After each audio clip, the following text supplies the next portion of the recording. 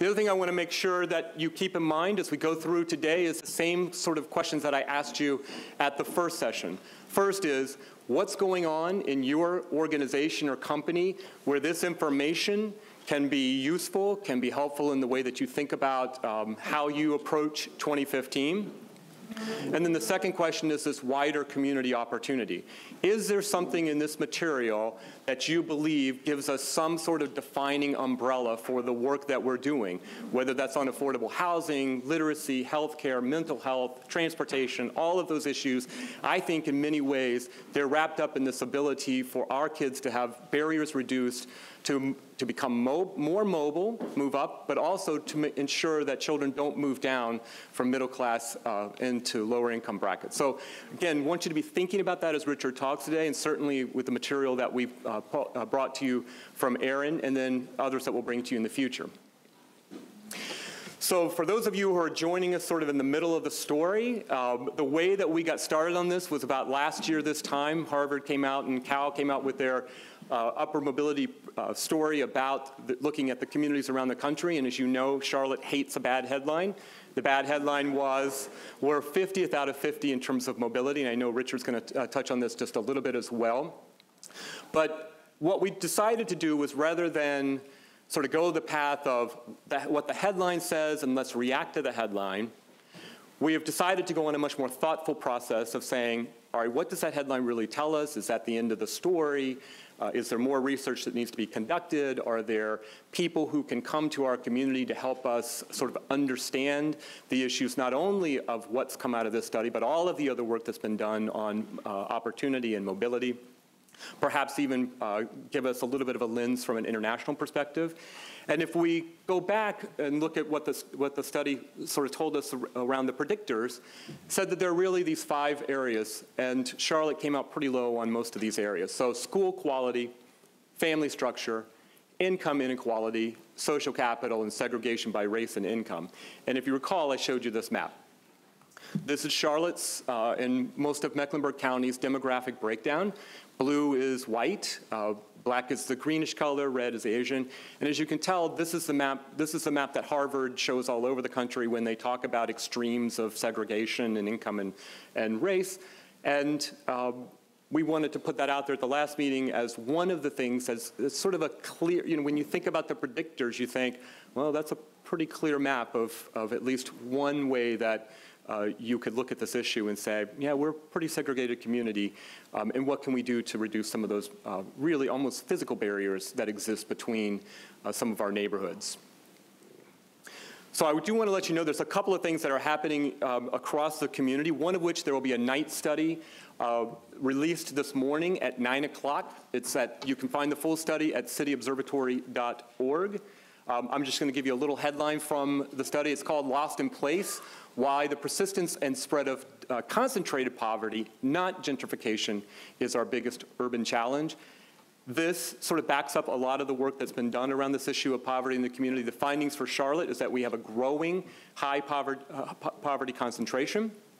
Few what they call rebounding neighborhoods. In other words, from the 1970s to 2012 or 13, what neighborhoods actually have rebounded out of poverty, and they found very, very few nationally, but it's translated here into Charlotte as well.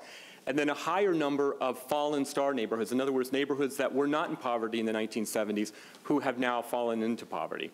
So I commend this article to you. It's going to, as I said, it'll be released at 9 o'clock this morning, and it confirms a lot of the stuff that we've already come to know here in Charlotte sort of anecdotally. The other thing I'm very, very happy to let you know is we alluded to this at the last session, but we have officially our economic mobility task force launched with our partnership with the county, with the city, with Z. Smith Reynolds, and with others. And I'm very excited to let you know, and I don't know if I see Ophelia, but Ophelia is supposed to be here, but Ophelia will be here. But Dee Odell and Ophelia Gummerman-Brown are our co-chairs. Dee, if you would just stand. So.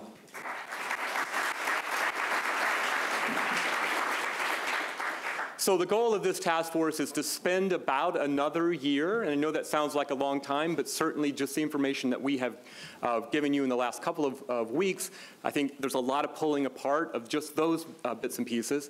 But the goal of this committee, of the task force, is to create action plan to increase mobility in the community. We're going to have a diverse group. That group has not been selected yet, but we're in the process of sort of taking names and looking at what that list will be. But it'll be 16 to 20 members from across our community. And it's, as I said, co-chaired by Ophelia Garman-Brown and Dee Odell. So we're very excited about this. And again, I think what I'm feeling in the community is this sense of momentum. And in fact, if you were at the Chamber of Commerce meeting the other night, you heard mention again of this issue of mobility and opportunity in the community as one that the business community is taking very seriously and wants to take a look at. So I'm very excited about sort of the traction that's happening here in the community. Just to go back a little bit, I want to just bring everybody sort of up to sort of a level playing ground when we talk about where we are in our story about mobility in our community. As you recall, Erin was here about 2 weeks ago and did a fantastic job of sort of laying out the research and the key findings and issues that exist in our communities. Just to kind of recap quickly, what she told you was Pew focuses on 3 social capital areas: 1, human capital; 2, social capital; and the 3rd, financial capital. I know you took wonderful notes during that, and we had the videotape. If you're interested in going back and looking at that, the PowerPoint slides are available on ThoughtBox. But I do want to recap a couple of areas that she talked about. So under human capital, the 4 areas that she really highlighted was promoting early childhood development, ensuring that all teens have access to effective and quality educational programs, promotion to access and completion of post-secondary, and ensuring that low-wage workers have skills for higher quality, well-paid jobs.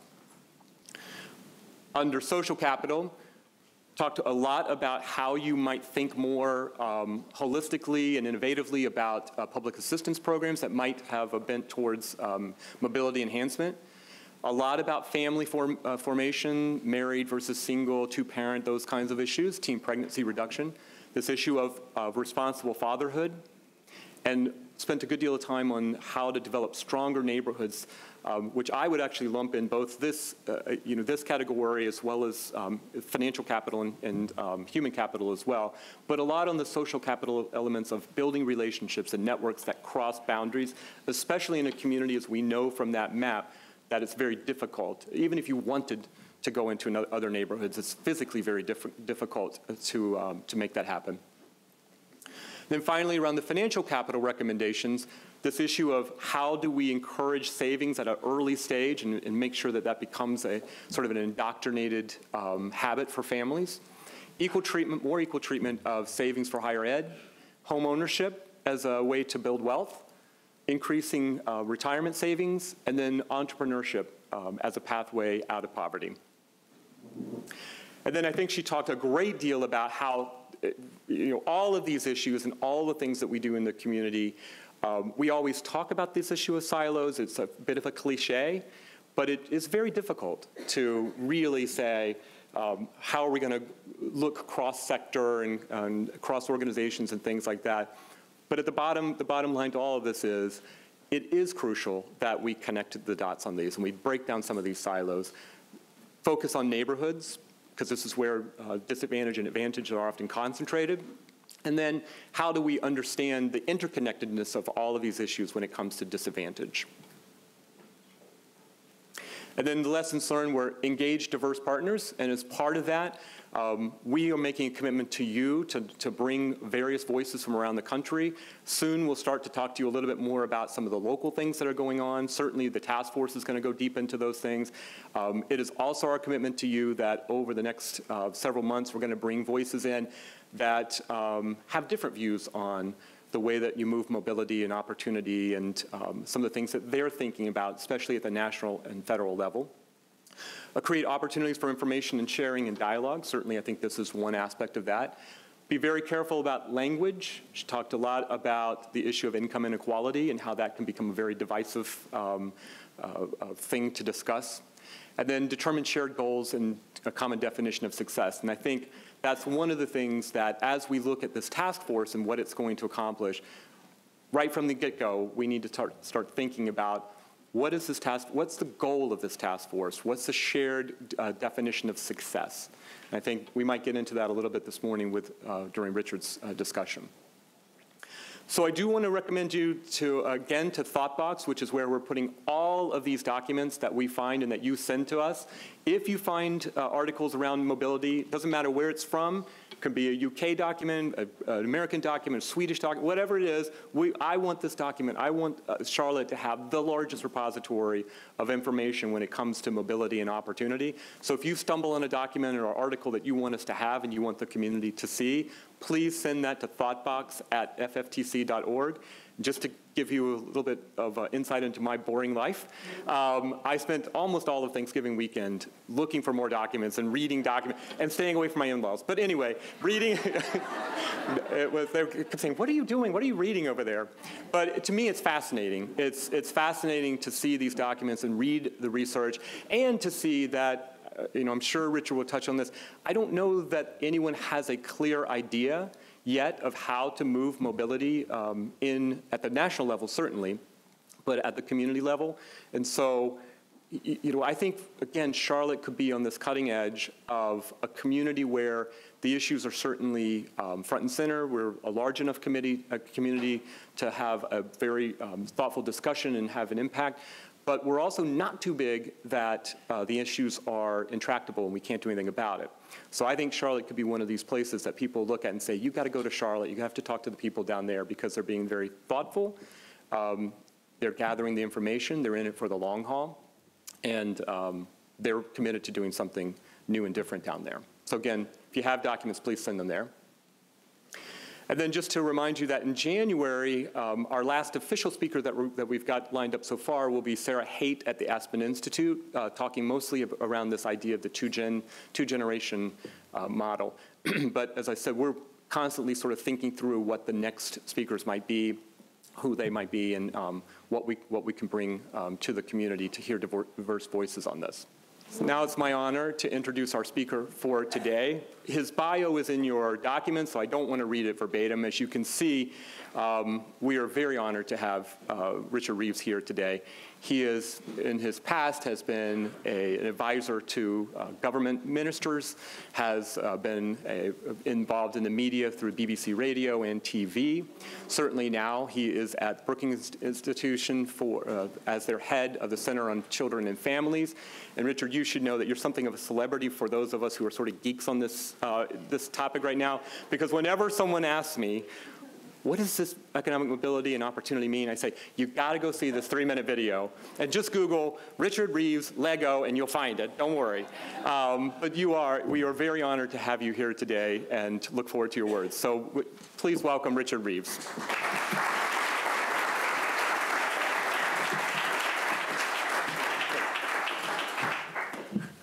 Thank you, Brian. I also have a bet with Erin Courier as to who can get the most views of their video. Pew has a fantastic video on the difference between relative and absolute mobility, which you should definitely check out as well. They use a kind of escalator really well. But Erin and I placed a bet, a very expensive dinner, as to who could get the most views by the end of the year. We set December 31st, the end of this year as a time. I'm way ahead of her, by the way. I'm winning, so just shows what you can do with Lego. So thank you very much for the opportunity to be here. I'm absolutely delighted to be here. And let me thank Brian in particular for that very kind introduction, but also Carol for organizing this so well, and Eli for all the support that he's given as we kind of prepare for this. I'm going to speak for a bit, but I'm also going to leave plenty of time for conversation, not least because Erin has covered a lot of the ground that I would otherwise cover. And Brian's just summarized what she has to say. I will go into a bit more depth in some of the issues that Erin raised. But Erin, it's difficult following Erin because she is absolutely fantastic. And also I should thank her and Pew, because the Pew Economic Mobility Project has really, I think, done a huge amount to raise the profile of this issue. Obviously, the Harvard study by Raj Chetty, which I'll talk about in a moment, has really elevated it, and it's why we're all in this room today. But for the last 3 years, Pew have invested very heavily in this issue, and I think they've kind of raised the profile. So I want to thank Erin and Pew as well. I should first of all apologize to those who haven't seen the video or didn't know who you're going to be hearing from. I should first of all admit that I'm not from Charlotte. Some of you may suspect that I'm actually not from the United States of America, and you'd be correct in your suspicion. I am, in fact, British, and my last job before moving here was Director of Strategy to the British Deputy Prime Minister, where we actually shifted government policy around the issue of social mobility.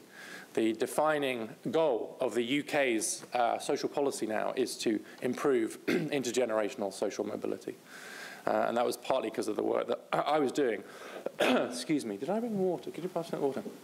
With the UK's Deputy Prime Minister. Thank you very much. So yeah, I'm British. So here's my defense, given that I'm speaking to you about the American dream and opportunity in America in this accent. My defense is twofold. First of all, we know a lot about class in Britain. We know a lot about class stratification. Have you watched Downton Abbey, right? So first of all, we have a bit of a competitive advantage in some ways about class. But my other defense is that I love America. I love America so much that I now live in America. I have a green card. It's the second time I've lived here. All my children have American passports. I'm married to an American. And I even went to the trouble to be born on the 4th of July. I'm not making this up. Who knew? Who knew? Who knew that would turn out to be so helpful to me? Also, I was going to start in a fairly sort of boring way. You know, here's my overview. Here's my backdrop, etc. I'm not going to start in a boring way. Partly because there's a certain sense to this room and to all of you and to this project, which is a degree of openness and authenticity about the way you're approaching this. And I just had a conversation with Myra Clark. Where's Myra Clark? There. As I was getting coffee, and she asked a very important question, which is why are you here? I mean, you didn't say it quite that bluntly, but why are you working on this? What are you doing here? If you were being rude, I was in New York yesterday, and in New York they would have said, "What are you doing here? What do you want?" And I think you were asking the same question, just in a sort of slightly more southern way. So I'll assume that that's what you really asked. So I'll put my cards on the table, because I think it's quite important before I get into the data and the research that you know why I'm here and why I'm interested in this subject. And I'd ask you to reflect on why you're interested in this subject too, because in the end, a lot of this does come down to our own motivation, our own sense of it, right? I'm going to give you graphs, I'm going to give you statistics, I'm going to give you policy, I'm going to talk about all that stuff, right? But why are we here? And I've thought a lot about this recently, in particular, and I'm not going to sound like a Brookings scholar at this point, right? So I apologize for that. I'll sound like a Brookings scholar for most of the rest of the day. It angers me that I can predict where you're going to end up on the income ladder so strongly from where you started on it. Right? Just straightforwardly angers me. It also angers me that you can be defined by your gender or your race or anything that basically predicts what your opportunity set is going to look like, what your opportunities are going to be like. Anything that constrains an individual person from being who they choose to be offends me and angers me and infuriates me. And so we can have lots of technical arguments about why it's bad for the economy that so many people are stuck in poverty, what it means for fiscal policy that we're having to subsidize so many people in poverty. I'm going to give you coefficients. We run regressions. We do all this policy work. You know, we do randomized control trials on whether nurse-family partnership will help poor kids to become middle class by middle age, and that's all great. That's my day job. That's what we do. But let me be absolutely clear what my motivation is. It is just flat wrong. Flat wrong that the lottery of your birth, the decision you don't make about who you are born to and where you are born, so strongly affects where you end up, right? So even if I can't convince you about the economic case, and we can have all these kind of arguments about the policy, etc., that's where it comes from. It motivates a lot of my work around gender and race and so on as well. But in the end, it really pisses me off, right? So I'm just going to... I was going to say that, right. And I wasn't planning to say that until I talked to Mara, so now I'm going to become really boring. And I hope you weren't recording that. So I'm going to summarize some of the research around opportunity and how it might relate to the work you're doing here. I mean, the truth is that we know quite a lot about the things that define opportunity and mobility at a national level. We don't know very much yet about the metro level and the local level, but that is where the debate is going now. That's where the debate has moved on to. So I'll share what we do know, but let's be clear that if it had been a list of 100 metros, you would have been halfway down the list, right? If it had been 25, you wouldn't have been on the list. It was good luck or bad luck that Chetty and Al chose 50. Because that just happened to put you right at the bottom of the table. You are higher on other things. It is almost a statistical artifact that you ended up being bottom. But my goodness, what a great way to respond to it, right? I mean, the fact that you were 50th on this in some way slightly kind of arbitrary, and that it's forced you to reflect on what are we doing, what are we about, what kind of community do we want to live in, is incredibly inspiring. Right? I say, as a scholar, well, I can do that differently. You weren't 50th if they used one particular measure of mobility to make you 50th. I've got other measures where you're 37th and others where you're 61st or kind of whatever. It doesn't matter. What matters is that as a community, you have realized that there is an issue with mobility and opportunity in your community, and you seem, at least from where I'm standing right now, to be fairly determined to do something about it.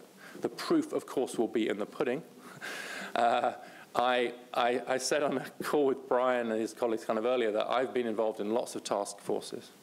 I spent a lot of time in the UK government, and this is not what you're doing, but I can tell you that very often task forces are what you do, what you create when there's a really, really big problem that you have no idea what to do about, and so you just shunt it off into a task force, because then it looks like you're doing something, and it's kind of political. I know, just from talking to the people already, that is not what you're doing here.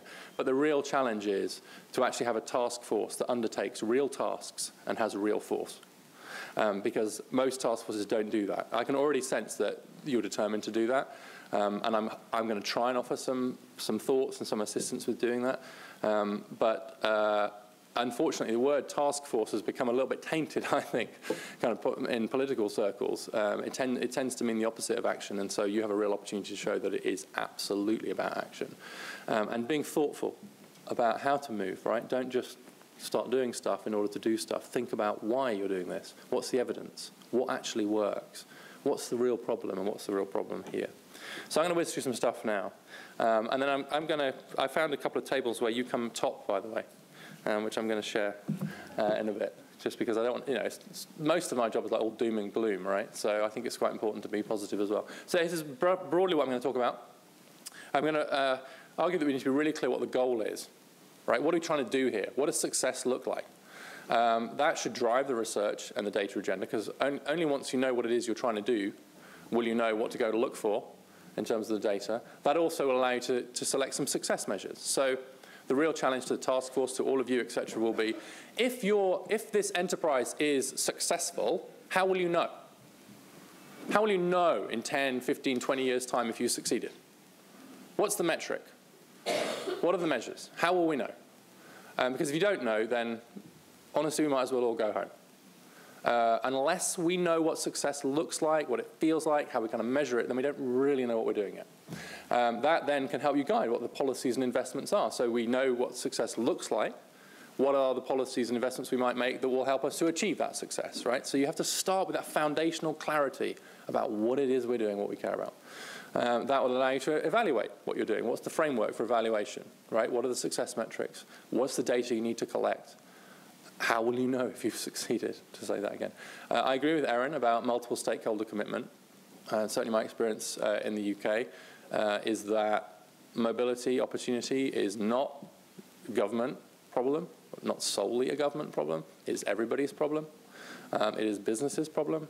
It is community organizations' problems. It is neighbors' problems. It is your problem. And actually, one of the best things I think we did in the UK was to actually get businesses to sign up to something called the Social Compact, where they would voluntarily agree that they wouldn't take on unpaid interns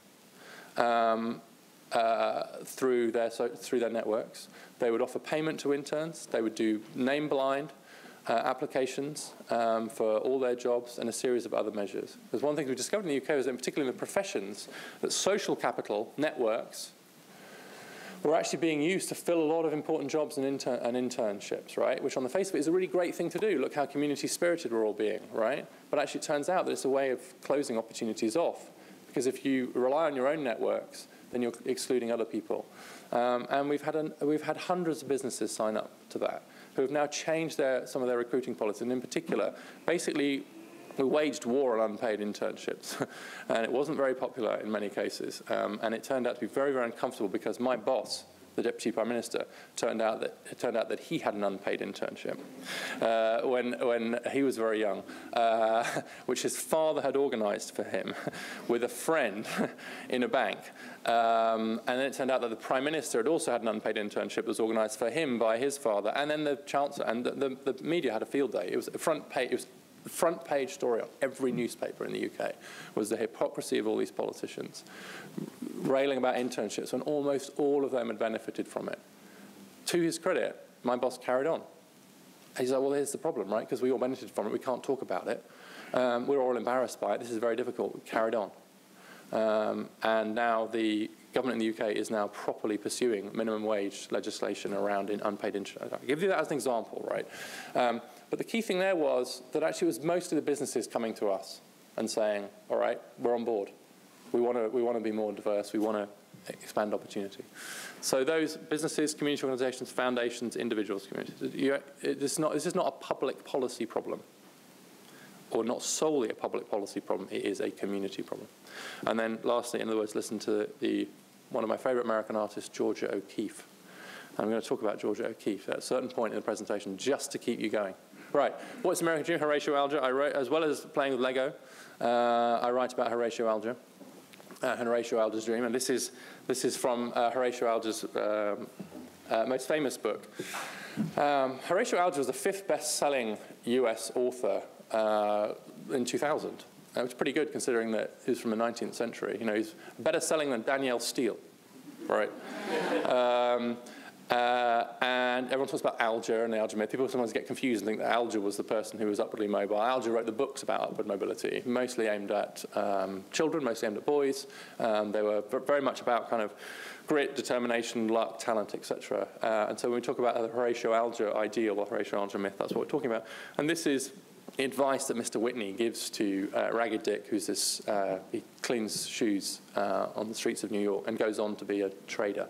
Save your money, my lad. Erin would like that. Right, financial capital, buy books, and determine to be somebody. Quite like that, right? Financial capital, human capital, and then aspirational capital, if you like, or kind of like the sense of kind of wanting to be an agency, right? So right there in 1860, you've got kind of sense of the advice that's being given. Save your money, buy books, and determine to be someone. And in this country, poverty in early life is no bar to man's advancement. Okay, so that's the ideal. I think that really is, that captures it very nicely. Unfortunately, it is, in many cases, a bar. And the trouble is that because we can all think of people who have overcome the circumstances of their birth, it's very easy to say, well, it's possible. Look, I know X. X was born very poor. And actually, particularly in the US, people wear that on their sleeves, right? So where in the country that I come from, we all have to pretend to be much posher than we really are, right? So I'm actually from quite a humble background, but, you know, I spent my entire life kind of like trying to pretend to be much, you know, to pretend to be from money, when I'm not. In America, everyone's the opposite. In America, someone like, we didn't have running water when I was growing up. One of my colleagues at Brookings, he's like, and this is true, he runs one of the programs at Brookings, Darrell West, right? He's just written a book about billionaires. He does a lovely video as well. He says, the cows had running water before we did in the farm garden. It's true. Actually, the cows did have, he's telling the truth. But I'm British, right? We'd hide that. I mean, I would go to my grave before I told somebody that. In America, it's like, yes. Why? Because of this idea that you can rise. And most dangerously, the fact that I'm successful must mean that I'm good. The fact that I've made it must mean that I'm meritorious. It must mean that I'm really clever. It must mean I'm really smart and really hardworking. Look what I've achieved. And so if other people haven't done it, given that I did it, fault must be with them, right? And that's the really dangerous thing. The really dangerous thing is we take the examples of people who have been successfully, who have been upwardly mobile, and we think, well, if they've been upwardly mobile, why isn't everybody else? And so, again, I've been invited to try and throw out some challenges, and I think that's a challenge to pretty much all of us. Many of you in this room will have been are successful. Many of you will have come from humble backgrounds. I'm sure many of you can tell good Horatio Alger stories. So the question is, well, how does that influence how you feel about people who haven't made the same journey as you? Do you, at some level, kind of assume that it's because of your own qualities and that, therefore, it's the lack of those qualities in other people, when, in fact, you are the exception that proves the rule? You are the exceptions that prove the rule. And we should not expect people to be exceptional in order to rise. And we should not take the exceptions and think, well, it's possible. I spent an evening at the Horatio Alger Society of Distinguished Americans, which was a great evening. And it is, you know, Colin Powell and all these kind of people who've just been like, very, very successful. And it's a celebration of upward mobility, and it's wonderful. But the danger with it, as I talk to people, they just said, only in America. Every speech ended with, only in America. I started from X, Y, Z, right? Lone parent, the cows had water, farm in wherever, you know, blah, blah, blah. And now I run a $1 billion company. Now I'm secretary, now I'm whatever. Everyone, and almost all of them ended with, only in America. Only in America. Well, that's not true. It's just not true. And I went around, I made myself very unpopular because I was a black tie and everyone's very, and I went almost going around table to table and saying, you do know it's not true. I've got all these graphs. It's not true. Actually, America's got lower upward mobility than a lot of other countries. Right? Actually, it's not true. Like, yes, it is true. I did it. Bob did it. Frida did it. But it's not true. I've got... I didn't get invited back. Right, so there's a story we'll tell. And actually, on the other hand, maybe sometimes those of us who have been upwardly mobile kind of expect it of other people as well. And we're kind of like, if they're not upwardly mobile, there's something wrong with them. And so although I'm going to talk almost entirely today about upward mobility, we shouldn't assume that everyone's like us. Right? We shouldn't assume that the same things that we hold dear, the same measures of success that we've got are those that are held by everybody else. So there is room here, too, for being compassionate to those who are not upwardly mobile, maybe who don't have the same desires that we have, as well as promoting upward mobility. Obama said this about 3 months ago, but as I say here, every president, right? The idea, if you work hard and meet your responsibilities, you can get ahead no matter where you come from, right? Find me a president who wouldn't agree with that, okay? So it's in a sense, it's kind of meaningless, right? Unless someone can sensibly disagree with these things, every president is going to say something like this, and every president has said something like this, which is, that's the idea, right? I actually think it's hardwired into American DNA. I don't think there's any escaping from it. I don't want to escape from it. It's one of the reasons I'm here. But even if you wanted to, we're not going to shift towards the kind of European welfare state approach to income inequality, right? So it's not just the politics of thinking about that. It's actually deeper than that. It's actually that America's founded on that idea, the idea of opportunity, the idea that each person can independently become who they choose to be, that they can make themselves, right? So you'll hear this phrase a lot. I just read it in a book recently, and they might write something about this, which is, there's an interview with a woman, very, very low-income woman who had a very, very difficult background, and she's quoted as saying the turning point was when she said, I decided to make something of myself. Just think about that phrase. I decided to make something of myself. The raw materials are me. I am going to make something of myself. It's a peculiarly American way to think about it. Americans are also the ones that say, how much do you make? What do you mean, how much do I make? I make Lego things, what do you mean, oh, you mean money? Okay, right. But this sense of kind of making, I'm going to make something of myself. It's absolutely at the heart of this idea of kind of American opportunity. It's quite individualist in a way. That's the criticism that's made of it. It's very much about individuals. So someone said that Americans rise from their class, not with their class. And I think that's exactly right. So whereas in the European politics, which I'm more familiar with, there's a sense of kind of class, right? And you have strong working class parties very often. You don't really have that in America. There's never been American socialism. Why? Because there just isn't that sense of kind of class consciousness here. Here it's about individual, and most of the achievements have been based on individual rights, even kind of civil rights, now equal marriage, kind of et cetera, been really about this idea of the individual being able to make something of themselves, to use that phrase again. And I think that's baked in the cake. When Jefferson drafted the Declaration of Independence, he didn't write all men are created equal. He wrote all men are created equal and independent. That was then edited out from later versions. Equal and independent. So the Declaration of Independence wasn't just a Declaration of Independence from your country, from my country, which was inconvenient for us, by the way. It was also a Declaration of Independence on the part of individuals. It was about it was a declaration of American independence for each American. And so I don't think there's any escaping the fact that there is this quite strong streak of independence and individualism, which is why you should care about mobility, and why, in the end, equality of opportunity is always, always going to be much more successful as a way of thinking about it than equality of outcome, right? If there was ever going to be a moment when the US was going to switch towards a more redistributive, kind of European kind of moment, I give you the last 5 years. The last 6 years, one of the most liberal presidents you could imagine, a huge financial crash, the top 1%, massively increasing the kind of share that they've taken away, Occupy Wall Street, etc. This was the moment when America was going to swing left. No, it didn't. Not on that issue. And it never will. That's my provocative statement. That's not where we're going to go. We're going to go somewhere else, which is, I don't think that you should stay poor just because you were born poor. And by extension, I don't think that just because my kids are being born affluent means that they should be pretty much guaranteed a perch at the top either. It does cut both ways, which I'll say a bit more about in a moment. So what is the American dream? What are we talking about? And this is where I really strongly encourage the task force and everybody else to think very, very, very hard before doing anything. Because you can say the American dream.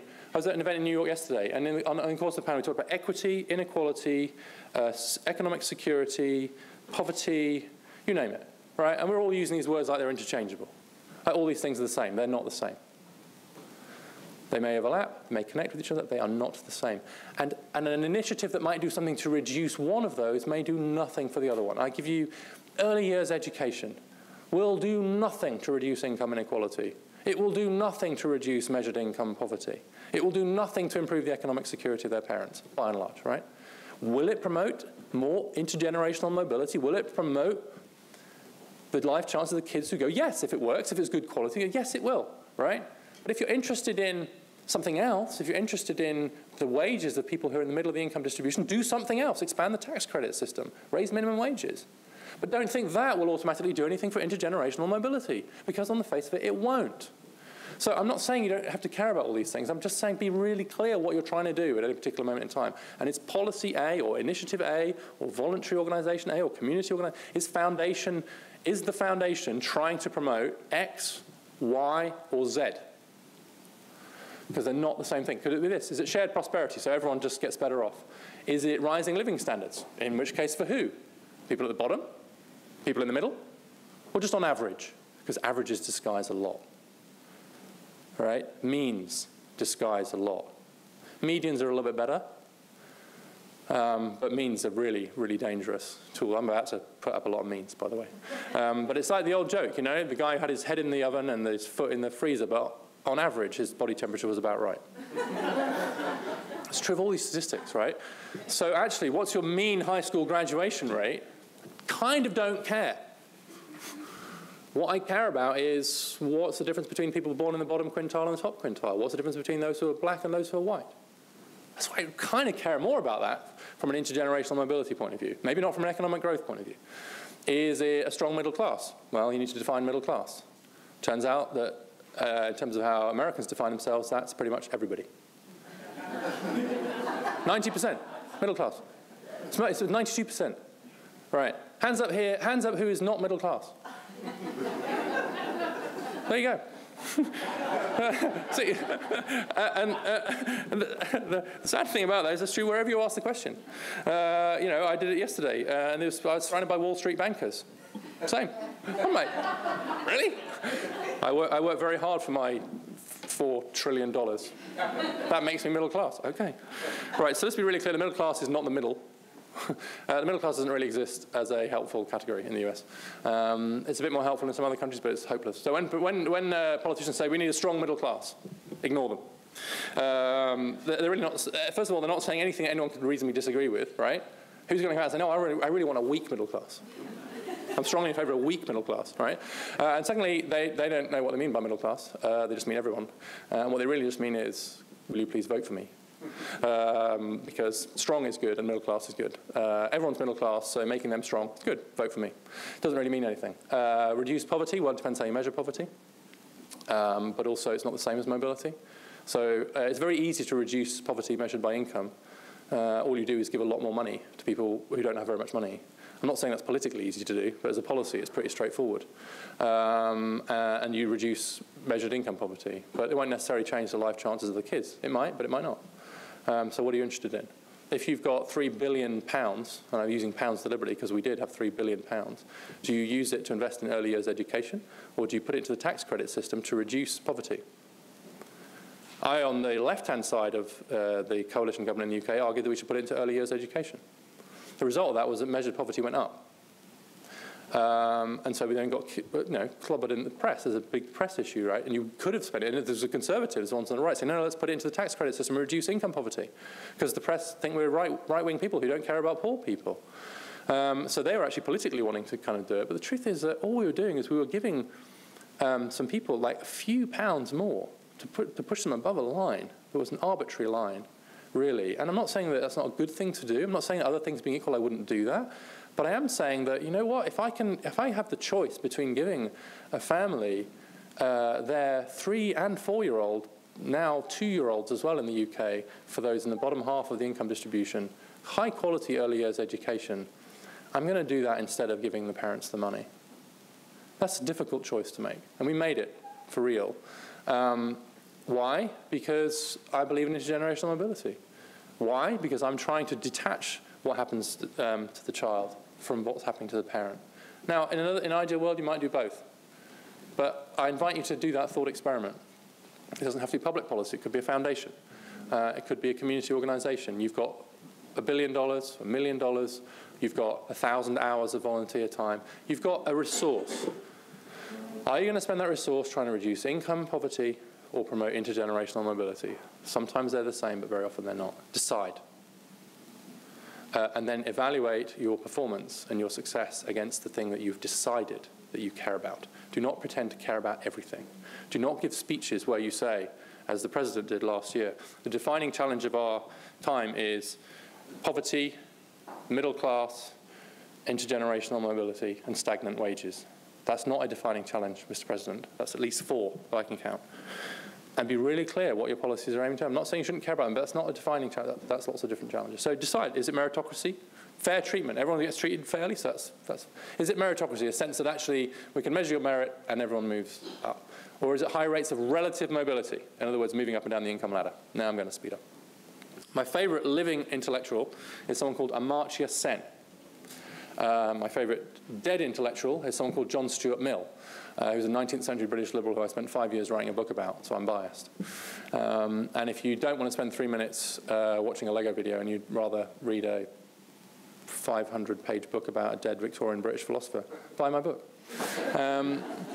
Equality, so Amartya Sen says equality of what, right? He says everyone's in favour of equality. Quite right, everyone's in favour of equality. It's of what? Equality of property rights, voting rights, labour market participation, etc. Right, so you have to decide what kind of equality you're interested. Are you measuring opportunities or outcomes? Because the thing is that all we can measure are outcomes, right? What's the high school graduation gap? What's the college graduation gap? What's the wage gap? But maybe that just results in people's different preferences. Maybe they had the opportunity to graduate high school or go to college, they just chose not to. They didn't want to. And if that's the case, they had the opportunity, they just didn't take the opportunity. Now, the truth is we have to measure outcomes, which is why I've answered it as outcomes. And I'm pretty sure that by and large, outcomes are a good proxy for opportunities. By and large, I'm convinced that the reason why you see most of these gaps is not because people are choosing that they don't want to take those opportunities. It's because they're not aware of those opportunities, the barriers to those opportunities are too high, etc. But we should just, and I won't say any more about this, we should just be clear in our minds that it's not quite the same thing. You know, sometimes people don't take opportunities that are available to them, and sometimes that might be for a good reason. So we shouldn't just assume that outcome automatically is opportunity. Are we interested in intergenerational or intra-generational? So are we interested in what happens to someone during their own life? So say between their 20s and their 40s, we're interested in that, or we're interested in the extent to which kids born poor stay poor. I'm mostly interested in intergenerational. I'm answering that question. Are we interested in absolute or relative mobility? And I'll say a bit more about that in a moment. Absolute mobility, did Erin talk about this? I think she did a bit. So absolute mobility is being better off than your parents. Relative mobility is moving up and down the income ladder. They're very different. They may overlap a little bit, but they are very different. So you should care which one do you care about? Because it'll have huge consequences for how you spend your money and your time and your energy as to which of those you care about. And I'll say a bit more about that in a minute. And then mobility of what?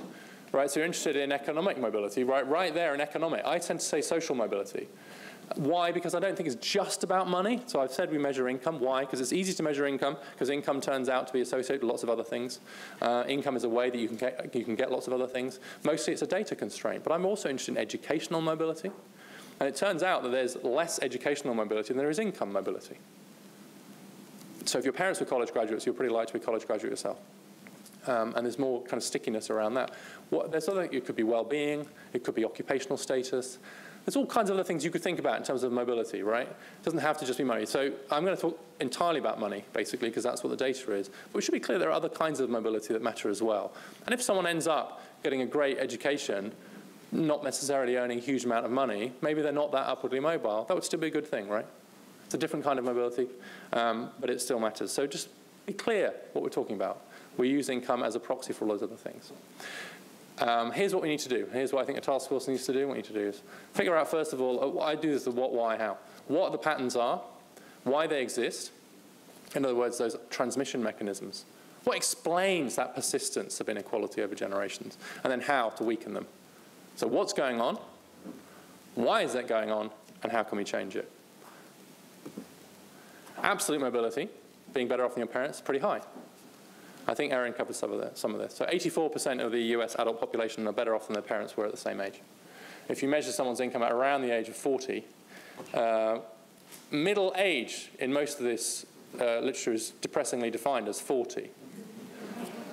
I can't change it. I thought it's like 50. Turns out it's not. So 84% of people are better off than their parents, so particularly those who are raised in the bottom quintile. So quintile is 20% of the income distribution. So you split the income distribution up into equally sized slices, fifths. And then we call them quintiles in order to justify our jobs as economists. We could call them fifths, right? But where's the fun in that? Particularly true of those who are raised at the bottom. Basically, most people are better off. Why? Because the economy's grown. If your economy grows, people get better off, right? So that's, in a sense, I'm not that interested in that. I'm interested in it to the extent that it might affect relative mobility. I'm interested in if lower growth will reduce absolute mobility. I think it raises the stakes a bit if absolute mobility isn't happening through, if you're growing at 4% a year as the US economy was between 1950 and 1974, that helps a lot. So relative mobility wasn't really going up. People tended to be as stuck on the same rung of their ladder as their parents throughout those years as now.